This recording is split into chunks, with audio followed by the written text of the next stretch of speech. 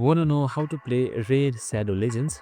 Well, no worries. In this video, I'm going to show you how you can easily play the game from the tutorial itself. So let's get straight to it. Now, first things first, what you need to do is make sure you are signed in and open up the game. So we have also created a video on how to install and sign into Mobile Legends and sign into Raid Shadow Legends, so make sure to watch it.